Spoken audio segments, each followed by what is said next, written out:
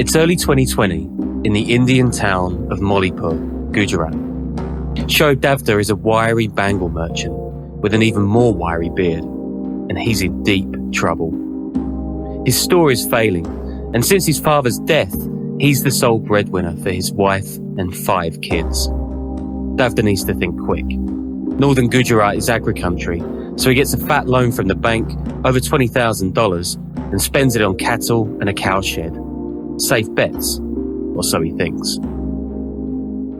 Soon after, COVID hits.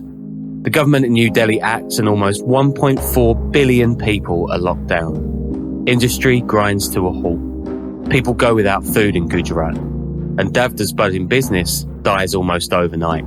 It's a disaster. Davda is desperate, and he needs a quick fix. Fortunately, Gujarat is home to one of the most thriving human trafficking networks on Earth, ferrying people from the massive 60 million populated state into North America and Europe. A friend tells Davda he can make bank working on a Mediterranean island named Malta, but he can't fly there direct.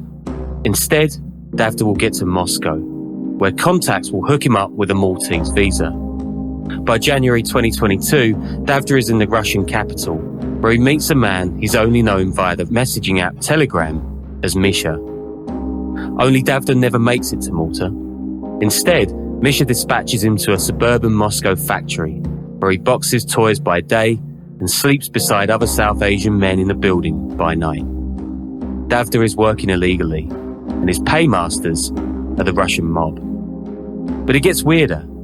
2 weeks in, somebody offers Davda the chance to play an indoor version of cricket, India's national obsession, in a bare-walled Moscow sports hall for around $700 a month. He leaps at the chance, even if, by his own admission, Davda's not much good at the game himself.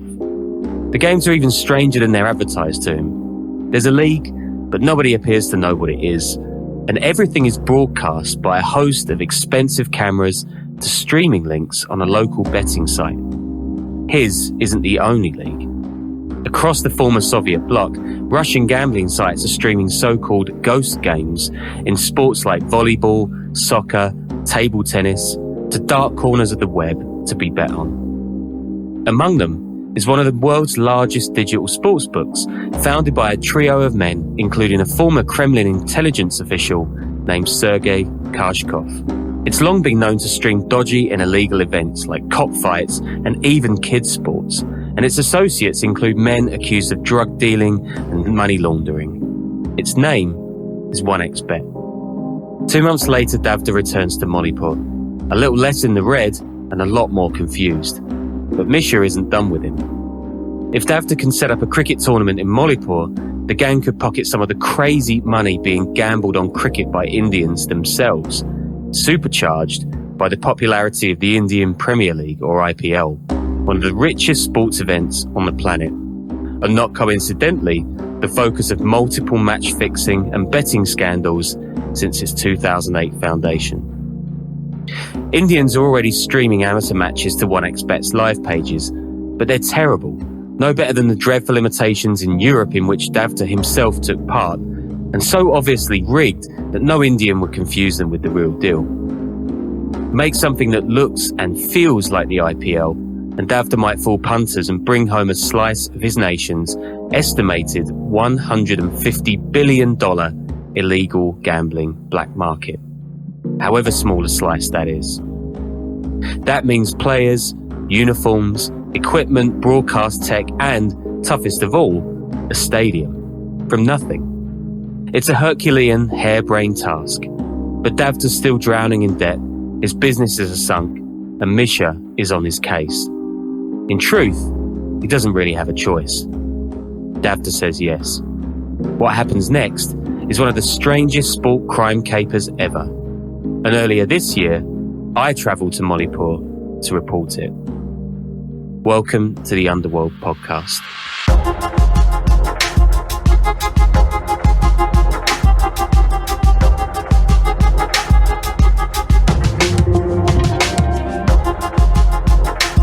Hey guys, and welcome to the show that dives headfirst into the murk of global organised crime. I'm your host, Sean Williams. I'm joined by my journalist and documentarian companion, Danny Gold.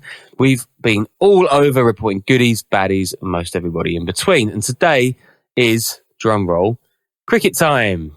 Finally, I can hear Danny's sighs, but after about a year on this story, and it published earlier this month for Sports Illustrated, we're going to talk about a piece I thought was going to be a fun, jaunty caper, but ended up winding through Russian organised crime, digital sports books, money laundering, triads, and even a former FSB agent dead on a Swiss hospital gurney.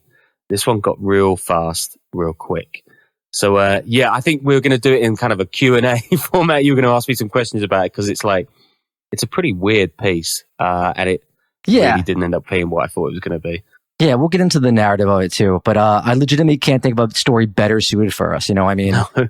Russian mafia, gambling schemes, cricket. Like if you added it in bathtub meth, it would literally align with all of our interests in one package. It's just perfect subject matter. But this was part of Sean's like insane string of incredible long form magazine pieces this past month. If you haven't read them, there was one in Harper's on the Nepalese weed trade.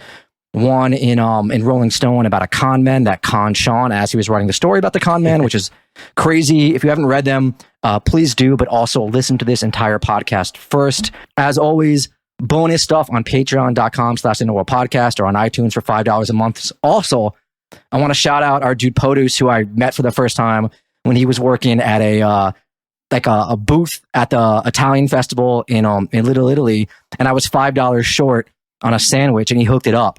So if you don't want to pay us $5 a month for bonus episodes, if you see me in the streets, you can give me $5 for a sandwich, and like that counts as well. But also YouTube, TikTok, Instagram, rate, subscribe, vote, volunteer, send us Best Buy gift cards that you've stolen from people, you know, the usual stuff. But sorry, I'm rambling. Sean, first question. If you in the future hear about any fixed games where bets are being taken, even if it's cricket, can you let me know ahead of time? Yeah, I will. Actually, interestingly, like for this piece, I found out there's like one of the greatest Twitter accounts that I've seen, and it's in French, and I can't remember the name of it, but I got it written down somewhere. And it's a guy who just flags up like the last minutes of sports matches around the world where things are going clearly wrong. So it's like he's like Malaysian Premier League, Kuala Lumpur FC are 5-0 up. It's nearly 90 minutes time. So you might want to get your bets on the 5-0 win, stuff like this, which is pretty, I mean, the whole world is sus as, but yeah, I found out some little tricks and places to look. And there's all those folks that courtside as well, right? So they stand there or sit at games and they just like kind of make bets and they try and pwn all of the digital sports books, some because they hate them. There's a really good BBC documentary about it.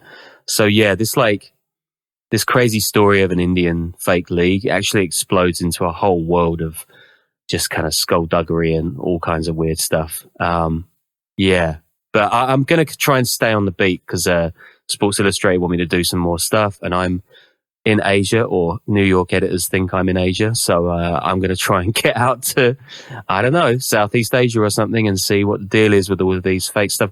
And also, if people want to know more about the kind of stuff that this leads to, we did that show a while back with Lindsay Kennedy and Nathan Southern, where they were talking about slave armies in Southeast Asia, like casino syndicates, all tied into the meth trade. This is all part of the same world. A lot of those slave armies, they're working on these digital betting sites, and it's like really, really weird.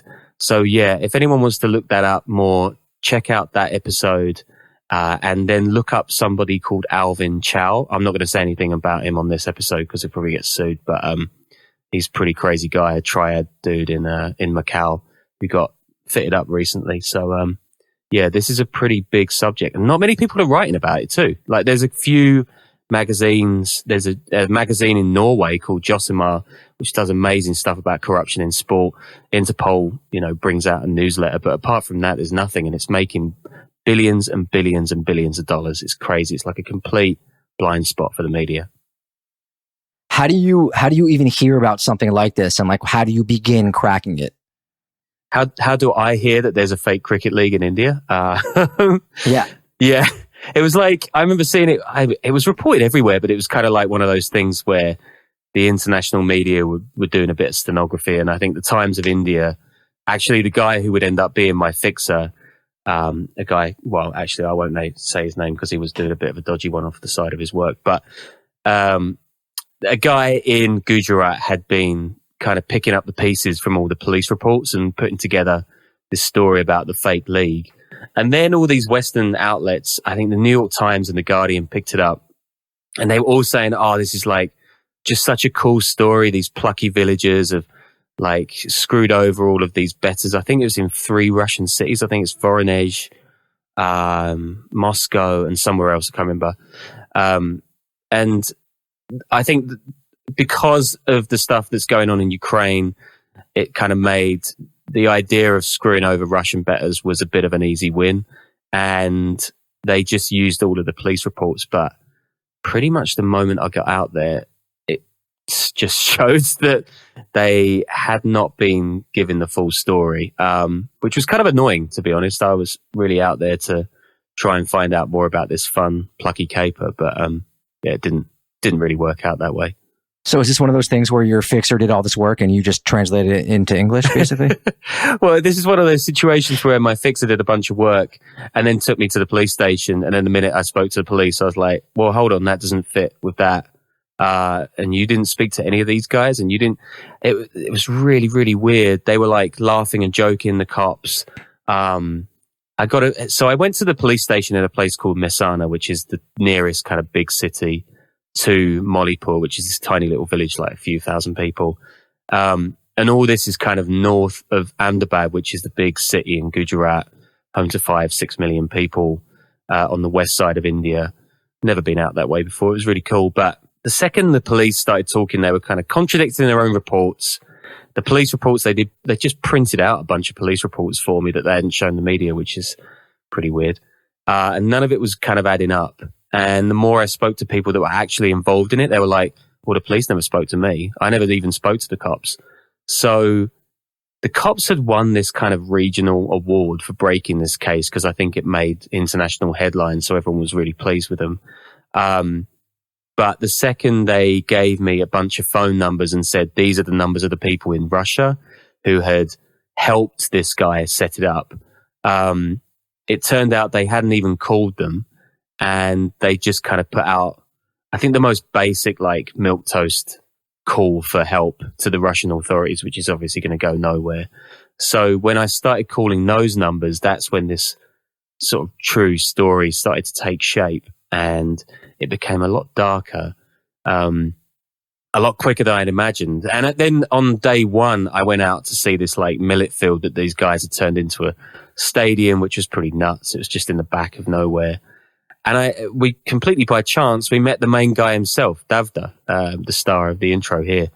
And he was just like terrified, man. Like he was not acting in a way that you would expect somebody who'd found this kind of short-lived fame for this funny story to be. And so I was prodding him and poking him with these questions, and it soon became clear that he was not the guy or the mastermind that we had been led to believe. So yeah, it kind of came tumbling out from there, but there's a lot more to it than that even. Yeah. So, I mean, that was one of the things I think that struck me. Like, you mean to tell me there's tons of completely fake leagues of different sports and rigged sporting events being conducted and bet on all over Russia? And like, there's some league that also allows you to bet on kids sports. Cause I would bet on that league, but the other stuff is a little too rigged for me. Yeah, like kids boxing, stuff like that, cockfighting, completely legit. Like there's marble runs and there's like foosball leagues. There's all kinds of weird shit. Like you can't access OneXBet in the US or the UK or here in New Zealand because they don't really like to touch countries that can actually do them any harm with the law. But, you know, if you've got half a brain, you can get around that kind of stuff. And if you check out the live section on OneXBet's website, you will find an absolute ton of really weird things going on. And like some of them are just made purely to be streamed, such as the cricket leagues in Russia. I mean, you know, I don't think anyone needs telling that Russia isn't massive on cricket. And if you go to the live section of OneXBet's website, you'll find tons of live games going on. Some they don't even bother streaming. Some they're just like updating a scoreline for teams that clearly don't exist. They're just making up stuff. That's pretty, incredible. It's pretty wild, and no one seems to give a shit. There's a league that I found on there because I thought I better do my due diligence and make sure that this stuff is actually rigged. And if you know anything about cricket, right, there's guys holding the bats. I don't. Right, so imagine you're holding a cricket bat. It's got a handle and a big fat wooden bit that you hold, a bit like a baseball bat. But there's guys that are playing where they're holding the bottom of the bat as if it's like a hockey stick, and they're trying to hit the ball. Like, this is supposed to be a legit cricket league, and there are people who have never played the game. And then as I went further into my research and found the guy who was Misha, he was sending me a bunch of screenshots from stuff that he was like broadcasting live at that moment from a city called Yaroslavl, which is just outside of Moscow. And there was a bunch of guys. I think it was purported to be a US versus UK cricket match with guys called like Alfred Arthurson and like William McDonnell and shit like this. And you looked at them, they're all clearly Russian guys. They don't know how to throw the ball. They're just like kind of chucking it like a baseball. So like, what is the point of these things? They're so weird. Josimar, the magazine that I spoke about before, they geolocated some of these weird events, and they found sports halls in Moscow, I think it was Kiev, and there was another one in Minsk. So it's all like former Soviet Union cities. They're just like whitewashed walls, no spectators, and this is like basketball, volleyball.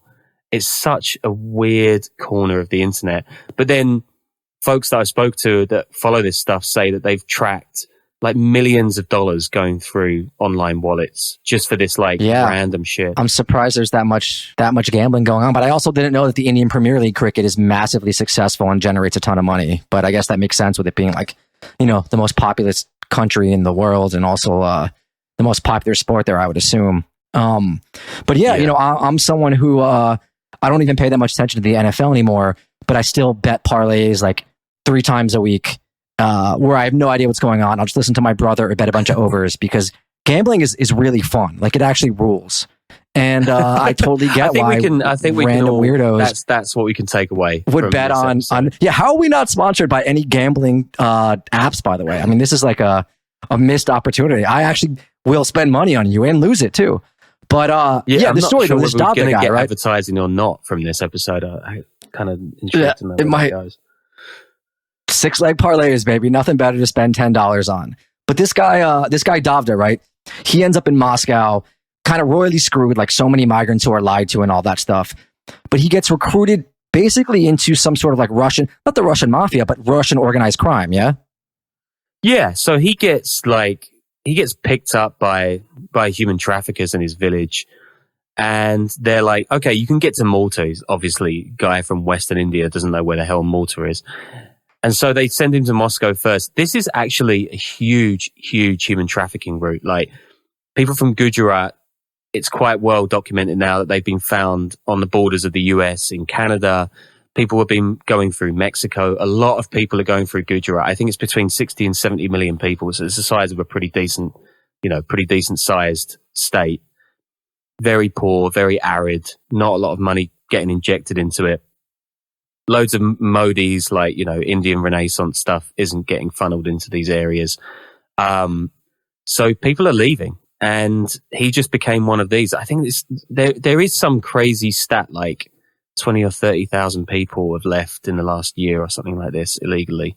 There was a recent case that a friend of mine in India reported where a whole family of Gujaratis were found dead on the Canadian-US border, like frozen to death, because obviously they don't know where they're going.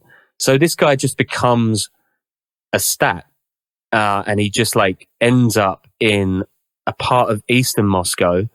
I think I can say the name of it. I think it's called Izmailovska, and it's known as a kind of weird combination of historic buildings, old Orthodox churches, and quite nice lakes, but also obviously your massive Soviet Plattenbau blocks and everything like that. And he ends up in a toy factory, stacking shelves, essentially, just boxing up toys and doing stuff like that in a warehouse, sleeping in bunks with a bunch of other guys from South Asia by night. And he's kind of a, skinny guy, little pot belly, doesn't really like hauling a bunch of shit for his job every day. So when he gets told he can play cricket for a living, he jumps at the chance. And then he ends up playing one of these strange matches. I'll put a bunch of screenshots and stuff. People can see some pictures online, the story as well. The link, obviously, we'll throw on this episode. But it gets into this really weird world, which is quite well established there. And as part of the story, I spoke to the head of the Russian Cricket Federation, who is Indian, of course. He's lived in Russia for 20, 30 years. And he was saying, yes, this is a massive problem. And it's really hard to parse what we're trying to do, i.e. grow the game in this sort of alien culture, with people using the game as a Trojan horse to traffic bunches of people. And as I carried on doing my reporting, I heard about a guy called Zubir, who was essentially a kind of trafficking fixer. And he would hook up these games for the betting websites. And he told me that there was a kind of local parlay. There was two forms of games. So there was a legit game, which would be held in Moscow, and there was a completely fixed, made-up game, which would be held in Yaroslavl. So Moscow is kind of shorthand for legit, and Yaroslavl is shorthand for very not legit. And it was the latter that OneXBet was getting into. And yeah, so this is a little more real than that Bert Kreischer story, right? So he runs with these mob guys for a bit in Russia, doing the fake games, doing some real games. And then they're like, hey, why don't you go back to India and do it from there too? But also fake or real or what? Yeah, so this is when it gets a bit complicated. He heads back a couple months after he starts playing these weird cricket matches in Moscow. And when he gets back, he gets tapped up by Misha, the former fixer in Moscow. And Misha has worked with a bunch of Indian guys who have tried and failed to set up fake IPL leagues in India. Now, they've done one example of this before they get to Davda, and it's in a place called Meerut, which is near Delhi.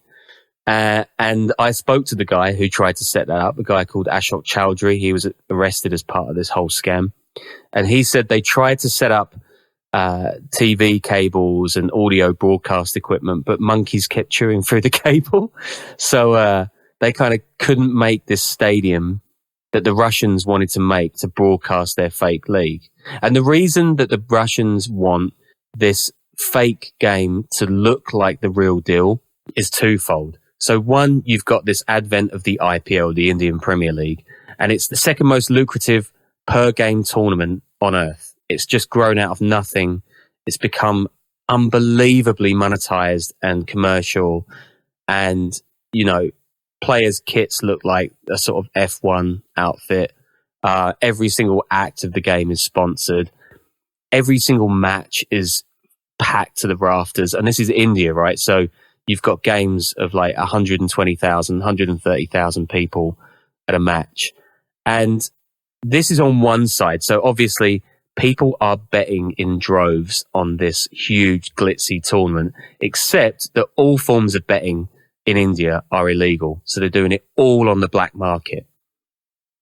And so on the other side of this coin, you've got these weird fake games in Russia.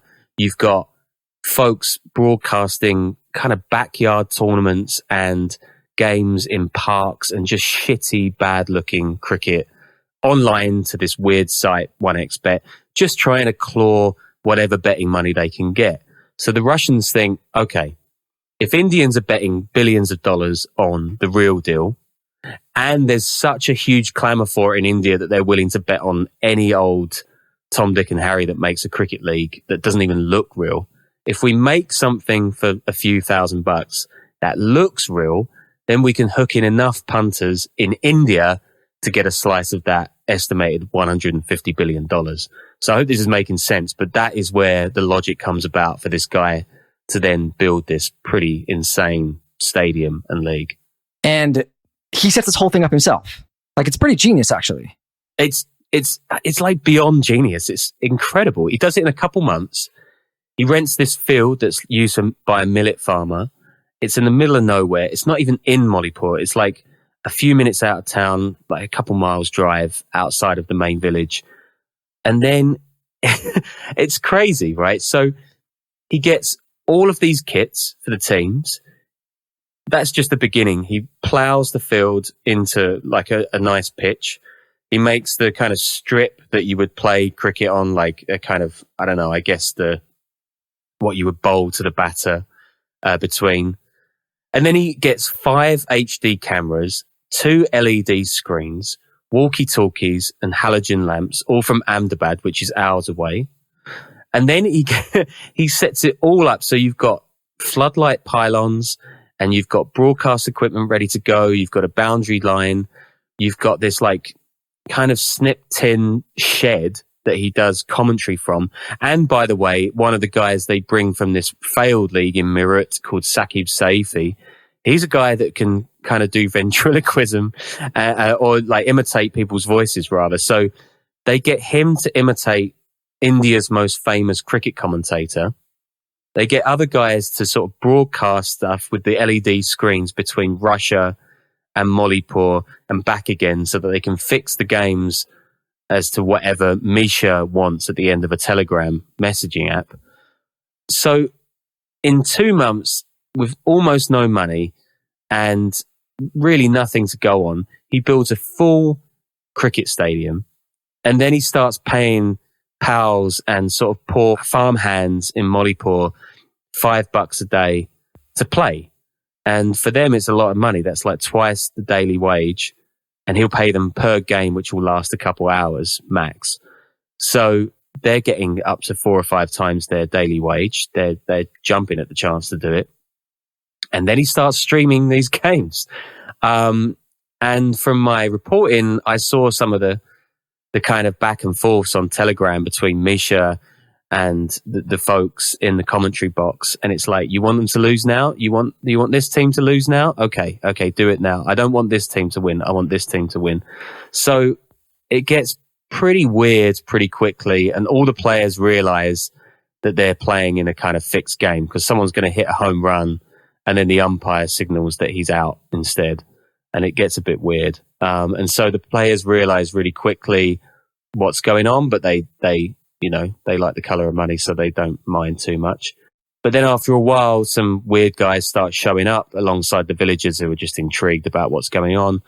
And it goes south pretty soon after.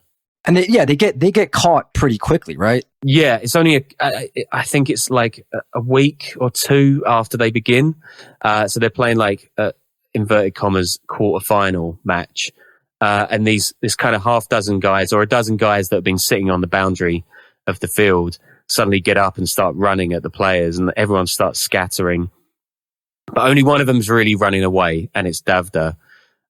There's this really kind of funny moment where I spoke to one of the players who was proposed captain of one of the teams, and he said that he had once someone had smacked the ball out of the pitch into the long grass beyond, and he goes into the field to go and fetch it, and then he sees these cops running onto the pitch, and he decides to lay down in the long grass and try and hide from the cops. And then he realized, what the hell? I haven't even done anything wrong. One of the cops comes over to him and says, no, don't worry about the ball. And they shut everything down. But that's when the official story kind of ends. And that's when the cops kind of very quickly sew everything up and don't really look into anything else. But obviously there's tons more going on. So I take it that there's always been these sort of scammed games or fixing it in this sport in general. But I guess the invention of streaming and gambling online, gambling easier, just kind of cracks this wide open. Yeah. Yeah. I mean, cricket is supposedly a gentleman's sport, but it's so riddled with match fixing and betting scandals that it's crazy. It's probably the most corrupt sport on the planet. I found out, I didn't actually know this, but I found out when I was sort of researching this story that it was even the laws of the game were only formulated so that they would clear up betting disputes between English aristocrats in the 1700s. So that was the the whole point of the game being codified was to settle bets. And there have been tons and tons of scandals all throughout. Like there's a Netflix documentary out now about a massive Indian scandal in the 90s. Anyone who knows cricket knows about it, like down the careers of some of the biggest players on the planet. And then, you know, going into the early 2000s, there was a bunch of Pakistani players, including the national captain, who were arrested in England trying to throw games. The reason for all of this is that, I guess similar to other bat and ball sports, you can bet on like tiny, tiny details. So you can bet that a ball is going to be a wide or a no ball. I mean, you don't need to know what these things are, but they're basically like, you know, you can basically bet on balls and strikes and walks and bulks and everything in cricket. Nice. And that means I love a good prop bet, dude. Yeah. I'll bet on the coin at the Super Bowl. I'll bet on the coin being flipped. You know what I'm saying? Like I love a good prop bet. So I'm glad to see our Indian brothers do as well. Oh yeah. But that means you can just like, if you want to rig a game, right? If you're a boxer, you're going to have to like hit the deck or get knocked out. But in cricket, you can just like step over a line by an inch and you can fix a small part of the game. So it makes everything so easy and hard to detect. Yeah. But the dude at really the center of this, though, is right some Russian oligarch or some gambling tycoon or a mafioso or Putin dissident who gets murdered, like, or all three. I mean, what's his story and how did you unravel this? Yeah, so the key was getting through to Misha, right? Because the Misha hadn't been spoken to by the cops. I think they were scared about shaking a hornet's nest or like getting involved in what the real story might be in case they had to do some proper work. But once that guy started telling me that he was essentially a broadcast engineer and he was helping people set up fake games in Russia for OneXBet. And then suddenly OneXBet is involved. And there's a bunch of interesting information on this company. They're like just insane levels of open crime involved. I mean, they enter poorer markets where the government can be bought or people can be, you know, cops can be bought off. They don't operate in the majority of sort of rich Western nations because they know they'll get pwned. But they do advertise hugely in like the biggest sports in the world. So not only cricket, but OneXBet has sponsored, like they still sponsor FC Barcelona. They sponsored, I think, Tottenham, Chelsea, Liverpool in the UK until I think there was a 2019 report about them doing stuff on cockfighting and drug deals and all kinds of shit, and they got shut down. But they still sponsor teams in South America. I mean, Asia, forget about it. That's what I'm going to do my next story on because that's just a complete free-for-all. So they advertise and they get people looking at their brand in, say, the US and Spain and France and England. But they don't operate there. So they operate in like Angola and Ghana and Argentina and Singapore and like strange territories. So if you can get through to them, you can make the bets. So it's just like money laundering on an unbelievable level, because the way it was described to me was, okay, why do you then make these fake games, right? You've got this fake betting site. You've got all these weird events. Why even do that? Why not just like set up a legit betting company, or even don't get the licenses, just do it illegally? Well, the thing is, if you are the mob and you own the betting site, then you get the rewards from the games that you set up. So you can help all your friends launder all their cash. So you're just like, well, you don't even have to bet on anything. It's not a bet. All the money's going to come back to me, whether you lose it or win it. So I don't even have to put money into a front business if I'm a mobster. I can just bet on this fake cricket game that my pal in Moscow has set up. And whatever I get, whatever comes back out of it is clean money. So it's sort of like money laundering turbocharged. And this is a huge issue in Asia. Like it's an even bigger issue. But by and large, there are two forms of this illegal betting world. There's Eastern Europe and there's triad stuff in East and South Asia. So they don't really touch each other. And OneXBet has clearly decided it's going to be the one going for this massive Indian market. None of the Chinese companies have tried it. So they kind of carve it up in a bit of a cartel way. And so this is really, a bunch of people, I spoke to folks at Interpol, at the UN, And they were telling me this is just like the best way of laundering money these days. That's why so many of these weird betting sites are popping up all over the world. I mean, just the other day, one got caught out trying to sponsor Wolverhampton Wanderers in the Premier League, 7677. Don't have a website, don't have a phone number, don't have an email, don't have an address, but they're still like pumping money into professional sport. So yeah, it's pretty nuts. I want in.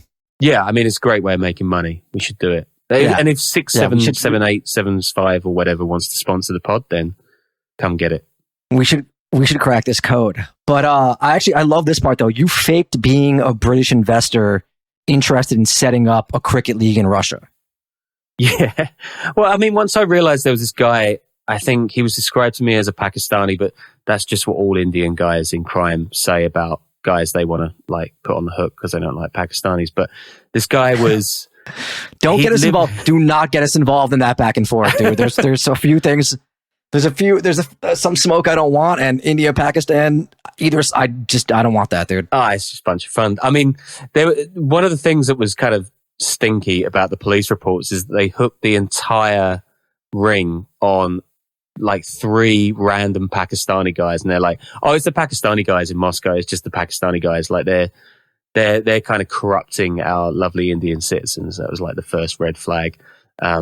And at least 2 of the Pakistani guys I spoke to just had completely no idea what was going on whatsoever.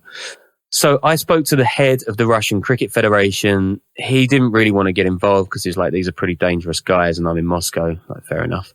But this Zubair character that pops up in the story, I just decided that the best way of doing that, I mean, he was going to shut down any kind of conversation I had. So I just wanted to see whether he would be open to the idea of setting up a fixed league for some rich British businessman in Yaroslavl, the city near Moscow where all this stuff goes on. And he was pretty open to it. And he was the one that was telling me there were these 2 kinds of games. You know, you can set up a real one where people don't fix the games, or you can set up a complete fixed bullshit one. And so I had a conversation with him on Telegram for weeks, I think it was in the end. And got all kinds of juicy information out of him. But I didn't want to throw him in under the bus. But yeah, he basically confirmed that this stuff is going on in a big way. And between him, Misha, and the Federation chief who was saying, yes, this is a huge problem, you've got pretty damning evidence that OneXBet is not only making these fake cricket leagues to launder money, but it's also trafficking South Asian men into Europe in order to do so. And that's kind of another level of criminality that I don't think has really been reported before, even by Josma and a couple of others that have spoken about these so-called ghost games. But everyone I spoke to said that's well within the purview of a company like OneXBet. And I guess that comes down to who it's run by and what it's all about, because it really is organized crime. And the reason I'm happy to say this is because they're not litigious. The story's out there. They haven't even had a comeback on it. They don't give a shit. You're really scared. You're really scared about being sued right now, aren't you? Yeah. I know, not again. Christ, not another 100 mil. Are we going to have to go through the podcast episodes and just like the censor stuff now because you're tired of your retainers are getting worn up or whatever it is? Yeah, I'm pretty up for going to LA to fight the case for Rolling Stone though. That'd be funny as hell, but maybe not OneXBet. I don't want to go to Moscow. Something tells me the case isn't gonna last much longer, and then we can hopefully do an episode about it and talk about everything. But we'll see. Yeah, I'm actually kind of interested now in that guy's journey home, right? The guy who was trafficked first ends up stacking those boxes. Then he gets home to India somehow from Russia. They just like let him fly back, or did he escape? And like, I don't know. How the hell do you get back from there? From Russia? Right. The original guy, Davda, right? Who goes there, is trafficked there, lied to, ends up in the factory. Then he ends up back home in India, right? Yeah. He just goes back to his home village, Molipur. And I can't say for like certainty how these folks get on his case afterwards. I don't know how those conversations look like, but the way that he described it to me was that he was definitely under duress. So the way I'm imagining it is the Russians already have this sort of small clique of guys who are trying to set up a league like this near Delhi. And they've got this guy, Davda, who they clearly see something in. And they're like, okay, well, if you set up a league in your village all the way over the other side of India, then you can take home a bit of this gold and you can have a bit of treasure to go with it, and you can get yourself out of debt. So I guess he was under enough pressure financially, and they could kind of crowd him with their guys very quickly in his home village. And every question that I tried to ask him about, how much pressure you under, or did they make you do this? He was kind of like nodding and winking in a little way, which made me, he wouldn't say it outright, but I think he was under a great deal of stress from these gangsters to set up this league. I don't think that saying no was ever going to be an option for him. And I mean, he needed the cash anyway, so he had to do it. I mean, there's no other way that he was going to make a few grand legally in that village where there's absolutely nothing going on. I mean, it's like 40 something degrees C. No one even steps outside in the summer, so you could barely do anything. It was pretty amazing they even played cricket, to be honest. I'd be dead. But yeah, I think he was a pawn. I think he was a very clever pawn. He managed to set up this sort of equipment and all this stuff, but I think he was a victim ultimately. And it kind of showed that in the wake of the reporting of the story, all of the players, all of the people who'd been involved in it didn't get involved in the media circus. They kind of went to ground. Some of them left town. They were really scared. And I can't see a reason to be scared if there wasn't a kind of level of organized crime laying over the top of it, threatening them. So where do things end up now? Well, I mean, the league gets shut down. Davda spends a short time in prison, as do the two umpires that he gets that were definitely in on it. And then a couple of the other guys that tried to set up the leagues in Delhi or near Delhi, they end up doing a short amount of time as well. But everyone just gets off, basically, and they get tiny, minor misdemeanors. The players are let go immediately. Everything's shut down. The cops have still got all the equipment and stuff in the police station, and it gets swept under the carpet, and that's the end of it. Except that if you go online now, there's just as many fake games being played as there ever were. No one touched OneXBet. I was the first person to report about OneXBet and the link between them and Misha and this Indian league. And actually, ooh, look at you! Yeah, I know. give me brownie points. And no, you deserve them, dude. I'm pro Sean. Oh, thanks. And but the Cricket World Cup started a couple of days ago in India, and OneXBet is present, and it sponsors teams through this fake site. Well, not a fake site, but it's like a news website. I'm doing air quotes, called OneXBet. See what they did there? And they are all over cricket still. And what they do is, because OneXBet can't operate in India because that would be illegal, they set up OneXBet, which is a news website, which people can access on Telegram and on a pretty shoddy website. But what you do is you go to the news about the games, but then you can click a link and you can get through to a kind of embedded version of the betting website.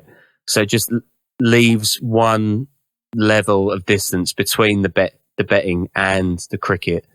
And that's enough for the Indian authorities not to bother chasing them, because, I mean, everyone that I spoke to in India says that people pretty high up get paid off by these betting companies. And when you think about the amount of money that a public official gets in India compared to the amount of money running through these sites, you can pretty easily formulate a kind of picture of how people get bought off. I met a cop in Ahmedabad that showed me all these like illegal apps and betting sort of websites that are endorsed by some of the biggest stars in the country, like Bollywood stars and TV presenters, all completely illegal, but they kind of just fly under the radar because the authorities have given up trying to really police it. So there is gigantic amounts of money flowing through this sport. And, you know, this was one attempt to build something pretty wild and outlandish and try and catch on the coattails of the IPL. But there's tons and tons of stuff going on every day in India that's completely part of this black market, and the cops aren't picking up. And OneXBet seems to be doing just fine as well, except for its founder. And that's kind of another part of this story that gets even more dark and macabre. What is the other part of the story?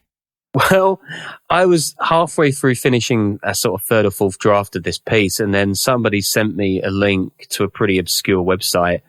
And it was that Sergei Karshkov, one of the founders, the former FSB intelligence operator in a city called Bryansk, which is right near Ukraine, he'd shown up dead in a Swiss hospital, in a Zurich private hospital. He'd been getting an MRI scan, a pretty routine scan. And the official line is that he had an allergic reaction to the thing called a pigment that they use for the scan. And he died right there and then. He was 42 years old, fit as a fiddle, had a record of questioning the war in Ukraine. I think he was half Ukrainian, half Russian. And some of the founders involved in OneXBet had sort of been on the lam officially from Russia for evading tax for years and years. They set up in Cyprus, and they became slightly controversial even in Russia for doing so. So they weren't just poning the authorities in Ghana and India and the US and the UK. They're actually also on the run from Russian authorities. And then this guy goes for a routine checkup. He's a fucking billionaire. So he goes for a routine checkup at this super, super fancy Zurich hospital, and he winds up dead. Young, and some people lump this in with the sort of slew of oligarch deaths that have occurred across Russia in the last couple of years since the war broke out. I would too. I think it's extremely rare for something like this to happen. A friend of mine who's a doctor in the UK said that the chances of someone dying like that are so close to zero, they're basically impossible, not least in a sort of swish upscale private institution in the middle of Switzerland. So seems like this guy was murdered, but we don't know for sure. So that was just another part of this strange twisted tale that popped up right in the middle of reporting it all. I couldn't get through to them. I got through to a guy in London who just assured me that no games were rigged, but couldn't tell me why, and that was my only kind of interaction with OneXBet. But it's a really weird tale.